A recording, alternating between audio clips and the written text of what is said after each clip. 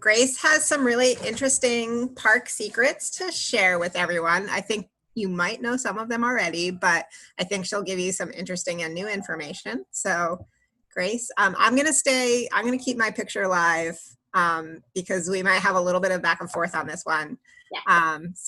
These are our favorite park secrets. So, we had a lot of fun putting this one together. As Cheryl said, my name is Grace Harman. I am the communications manager for the Conservancy. With that, I am going to share my screen and we'll get started. Okay. So thank you all for being with us this afternoon. We're going to talk about some Washington Square Park secrets. As Cheryl said, you might be familiar with some of them, but some of them might be hopefully new to you. These are little things, fun facts about the park, stuff you might walk past every day and not even realize that you are. So with that, we will go to our very first secret. And if you are a parent or you spend a lot of time in the playgrounds, this one might be familiar to you. But Washington Square Park is not just home to birds and squirrels, bees and butterflies, but also some turtles and a cat. In the large playground, which is the one on the eastern side of the park, there are three. One of the buddies got cut out of this picture, but there are three concrete turtles that are actually part of the spray fountain feature that kids can play in there. So those three turtles live in there. As you can see, kids really love to color on them and make them part of the landscape. And then in the small playground, the Tot playground, which is the one for younger kids on kind of the west side of the park, there is actually a little bronze cat statue. And I grew up going to Washington Square Park. I've been there a lot of times, and I knew about the turtles. I had no idea about the cat because I just didn't go in the small playground by the time I was there. But it is a little bronze cat, so it matches our dear friend Garibaldi, nice and bronzed. And you can find it if you walk right into the playground, the little playground.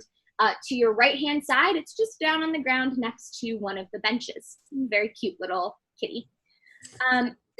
Just a quick note, if you do visit a playground and decide to go inside, borrow a grandchild, neighbor kid, babysit, find a child that you know to take in, because in New York City playgrounds, all adults must be accompanied by children, which is kind of the see them if you know where to look. You can see them from outside of the fencing too, especially the turtles. Those are easier to spot. Definitely. And what's really interesting is, the park did undergo that really large renovation from 2007 to 2014. The playgrounds weren't really touched so much during that renovation. So these are kind of older. It's, now when they build new playgrounds with spray shower features for children, it's usually like pads and things like that, and you can actually turn, the kids can turn on the water themselves. So in a few years, I think we'll be ready for some updates, and we might lose these characters, but for now we have turtles and a cat. They're very cute. Our next park secret is actually also animal themed. I'm sure many of you are familiar with the hawks that use Washington Square Park as sort of their territory. You can usually spot them in the nest on the library, NYU library, up in the window. But they are not our only birds of prey in the park. If you look up, you will notice that on the top of some of the lamp posts, there are little eagle figures. And these lampposts are actually kind of a throwback. They are reminiscent of an earlier design that had been in the park. So keeping these or bringing them back in is, part of a great effort to remember the history of Washington Square Park and the history of the beautiful design that was there. So they're not on all of the lampposts. The other ones that you'll see are those big round ball ones, which are also a throwback, I think, from the 70s, Cheryl? From the 1970 renovation. From the 70s renovation. But obviously those do not have birds, eagles perched on the top. So my personal favorite are these lovely carved or molded eagles. So, and if anyone has to wonder, Washington Square Park is named after our first president, George Washington, and eagles are our national bird. And you'll also see the prominent eagles on the arch as well. So just continuing that theme kind of into other sections of the park on the top of the lampposts. And speaking of George, he is actually the topic of our next secret. I have to let you in on a little secret. He's had some work done. Can't blame him. He's a few hundred years old at this point.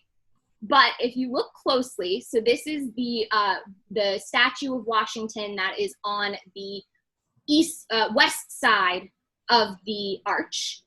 And in 2002, there was a full restoration and conservation of the arch. And that work included, stabilizing the interior structure, conserving the fragile exterior, which is marble, the marble facade, and all of the ornamental reliefs. But it also included a recarving of Washington's right hand. So this one that's here in the close-up I've given you.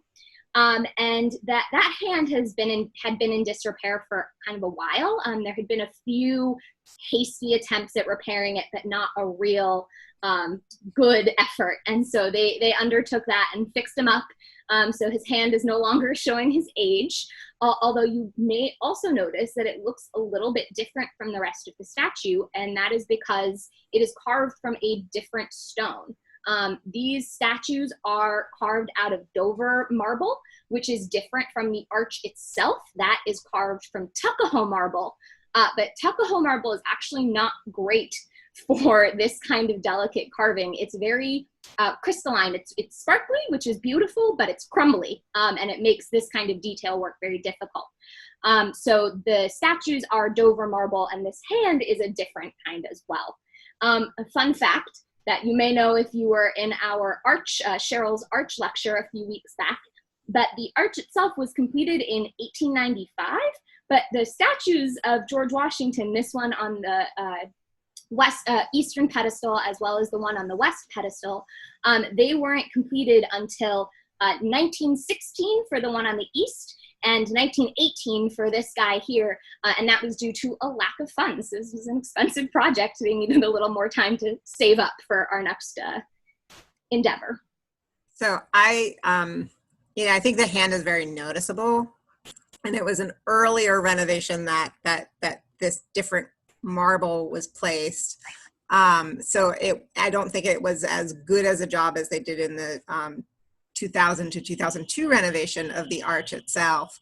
That renovation was really amazing. There's a lot written on it, but they really tried to take a light hand.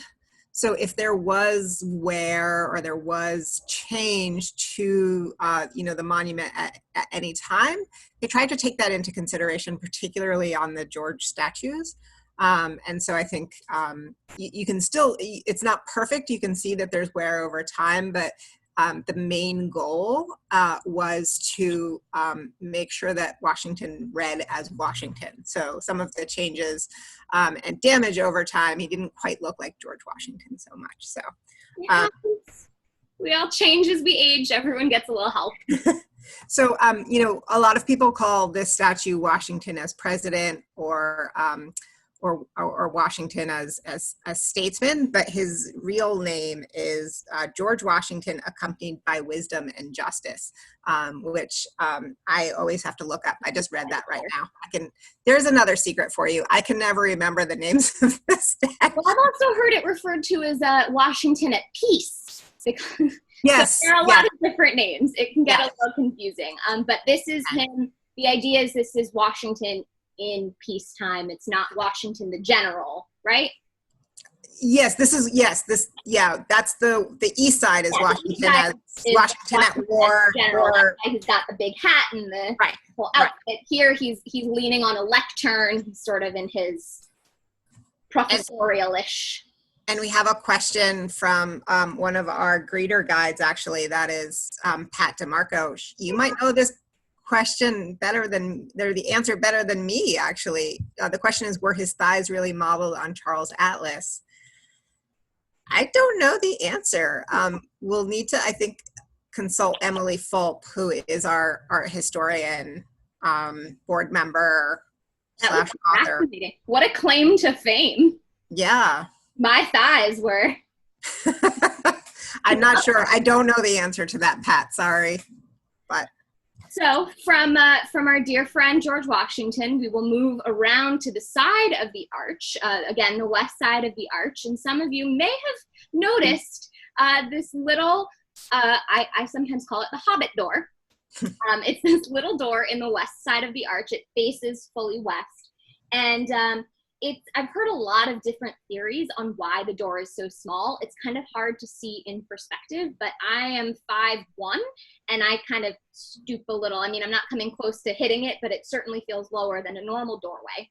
And I've heard all sorts of theories about why that is, from they forgot they were going to put a door in and they had to do it last minute to, people were just shorter back then. They made smaller doors. But in reality, what seems to be the most likely is that it was made small because it's not meant for regular usage. This is not a doorway that people were intended to go in and out of on a regular basis. This is part of the path for maintenance of the arch itself.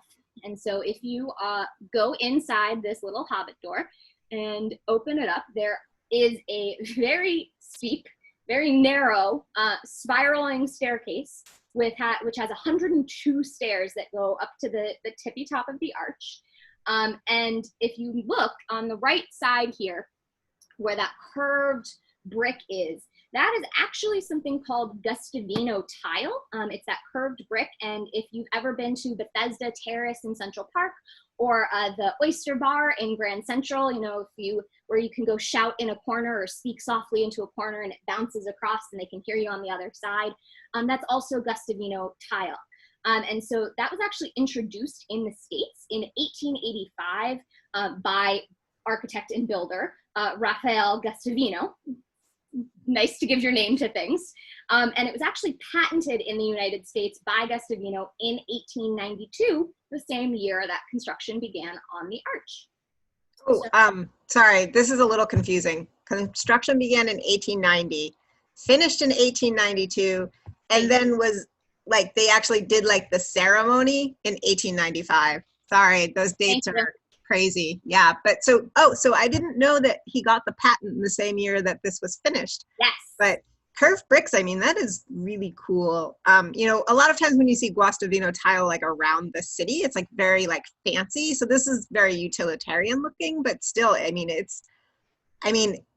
it's old and it's just like in such great shape. It was revolutionary. It's a technique that kind of tiling allows for a vaulting technique that constructs kind of self-supporting structures. Yeah. Why you're able to kind of have that curve there, which I think is fascinating. Yeah. So if you were to continue to climb up these stairs, and again, normally this is not your average person who's doing it. This is someone who's doing maintenance on the arch. But those 102 narrow steps will take you out onto the top of the arch, which, is, again, pretty utilitarian. It's not meant for people to hang out on there. However, that did not stop a group of villagers, village Bohemians, in January, it's actually January 23rd of 1917. They stole to the top of the arch. The door was left unlocked. And this group, who consisted of poet Gertrude Drick, the painters John Sloan and Marcel Duchamp, and the Provincetown Playhouse actors Russell Mann, Betty Turner, and Charles Ellis, they got in through that unlocked door and they climbed the stairs and they had a picnic. They spread out some nice blankets. They hung some Chinese lanterns, some balloons.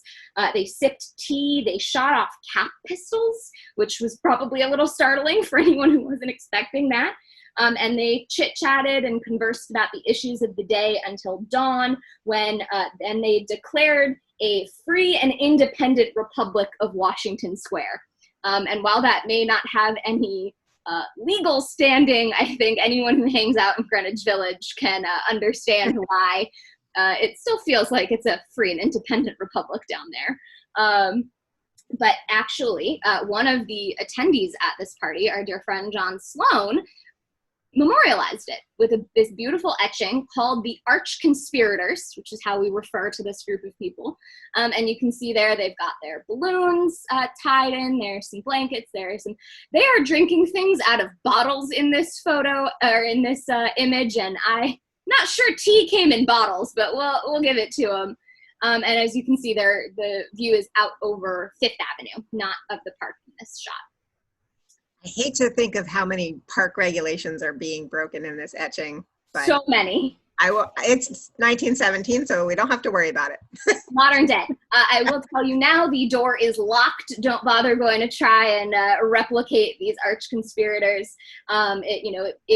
It would be wonderful to be able to have people up there, but in terms of the structural integrity of the arch, especially the roof, it's just not a good idea to be bringing troops of tour groups and things like that up there. We would not have the arch in such good shape for so long if we did that.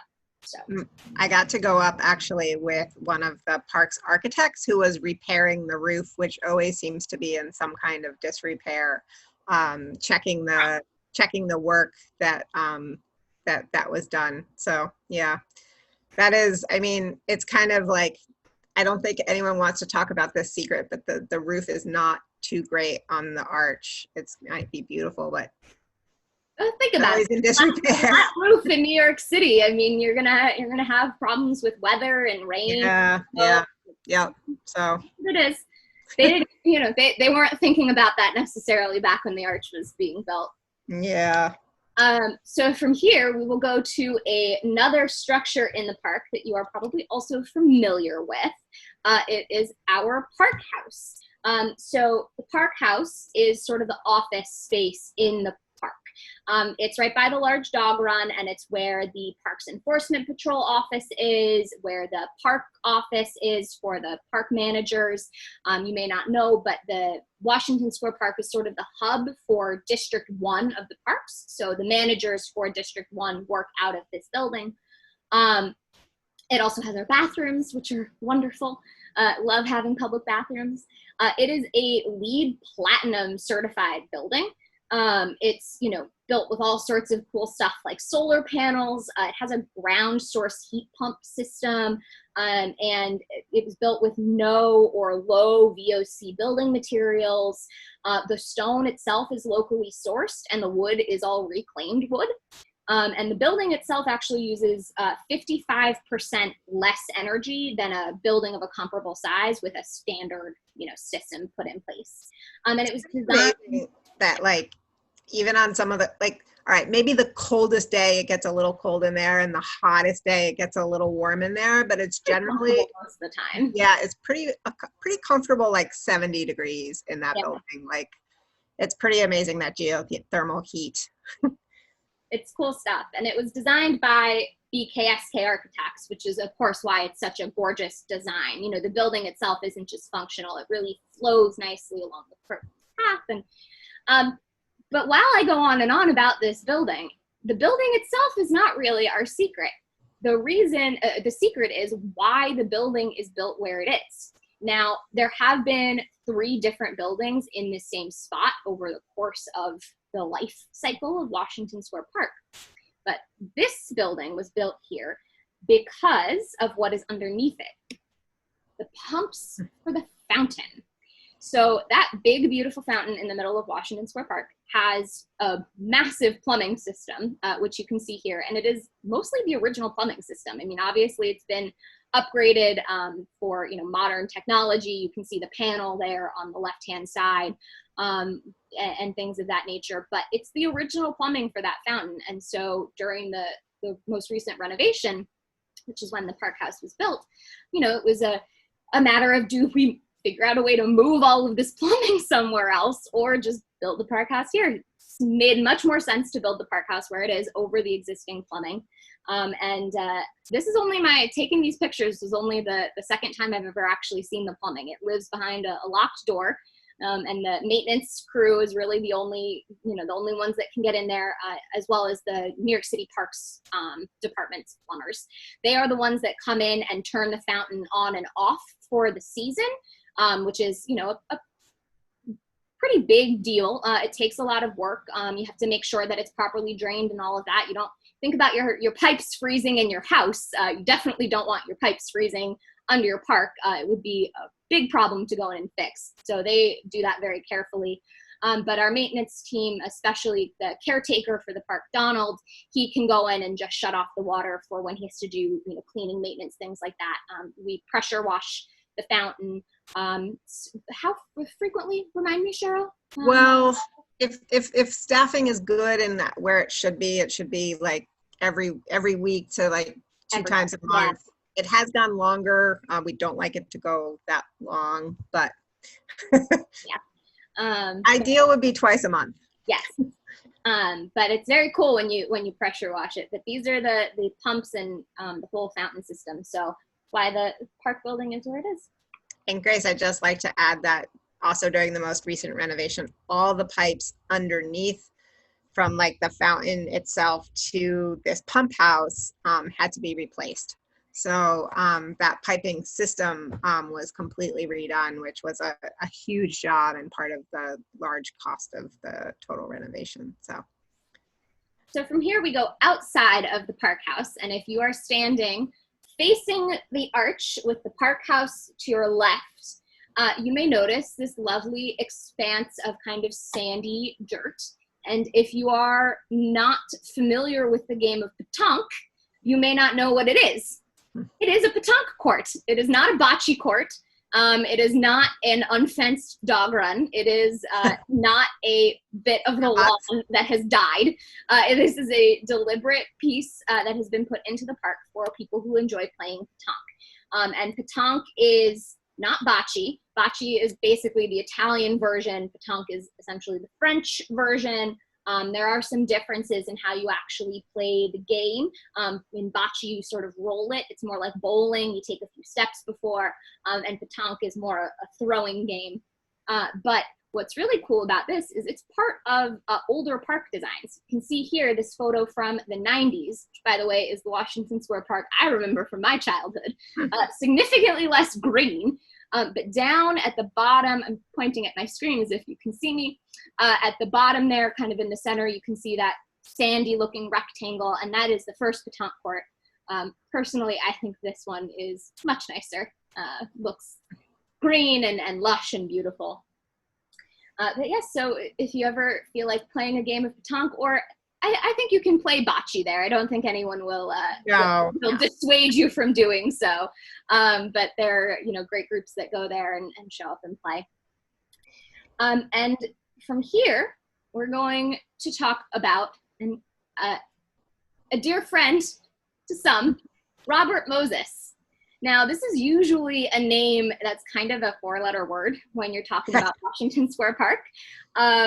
He was Parks Commissioner from 1934 to 1960. In that time, he, became the infamous master builder. And what you might be most familiar about with Robert Moses, especially if you are a fan of Marvelous Miss Maisel, was his attempt to put a highway through Washington Square Park.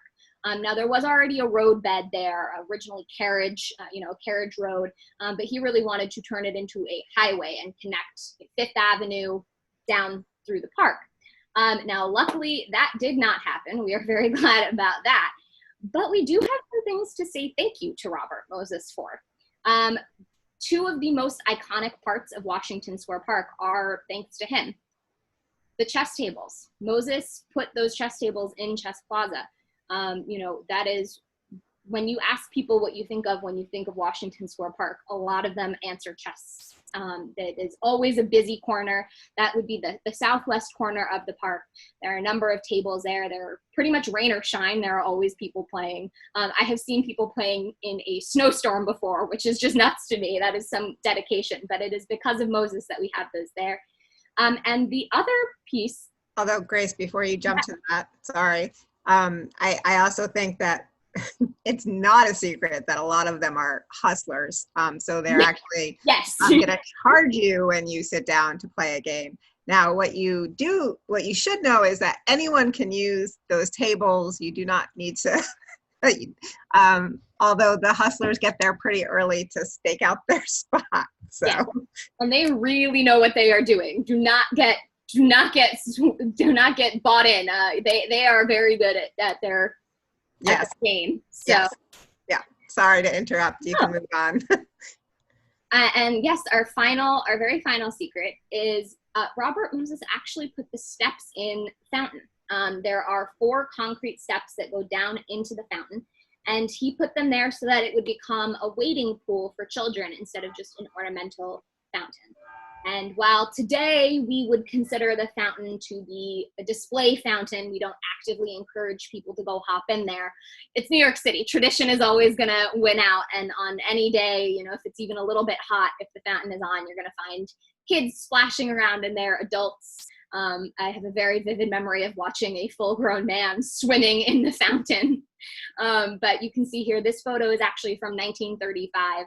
And is, a mass of children and adults just splashing around in the fountain that they are able to access because of Robert Moses. So while we curse him for his attempts to ruin the park, we also thank him for giving us some of the most iconic pieces of it.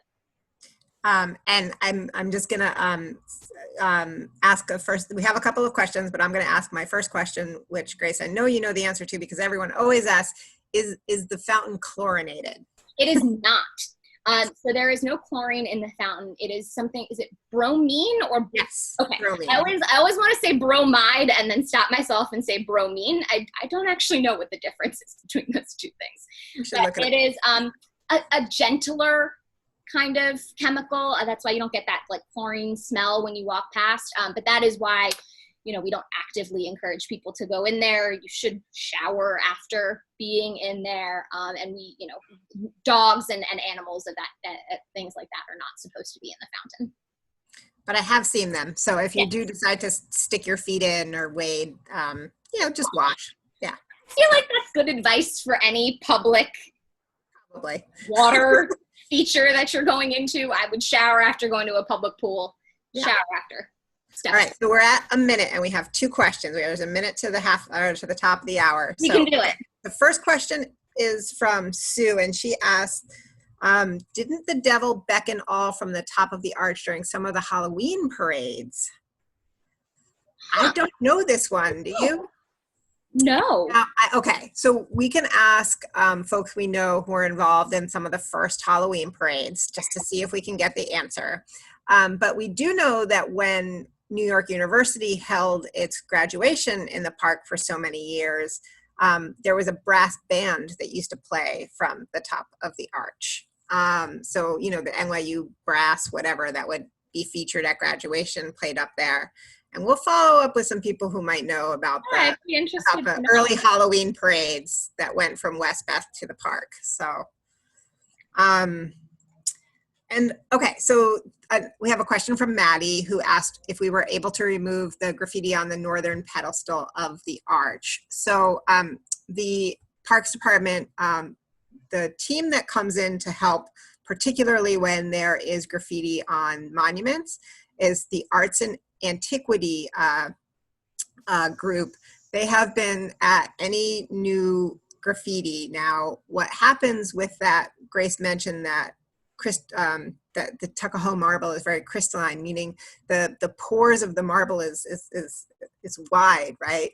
There's ghosting, so it's going to take a bit to fade, but that team is on it. We've actually been supplying them with some fresh materials because apparently they used about 3/4 of their supply for the year just on the arch when it was tagged with the red paint, and obviously other taggings which have happened before. So yes, there will be some ghosting, but it will start to fade. And that team comes in once a year to do a regular cleaning and inspection. They're going to be doing it a little bit later this year, just because they expect that we might have continuing issues.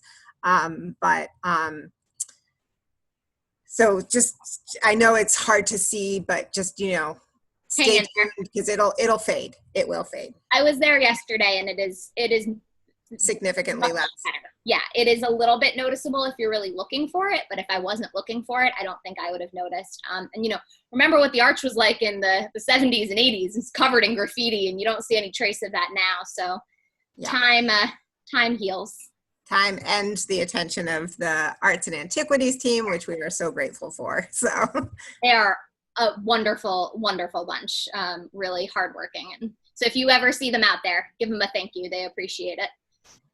Well, Grace, I don't see any more questions coming in either in the Q&A or the chat, and it is 1:02. So thank you everyone for being with us this afternoon. We appreciate it. I will tell you, we have our next lecture scheduled for 2 weeks from today, and that will be, I am looking at the date now, but that will be with our park caretaker, Donald, who will talk about the maintenance of the park and what his job really entails. And so that will be same time, 12:30 to 1 on July 30th. So we'll send around this video after with the recording and a reminder about the next lecture, so you can go ahead and RSVP for that.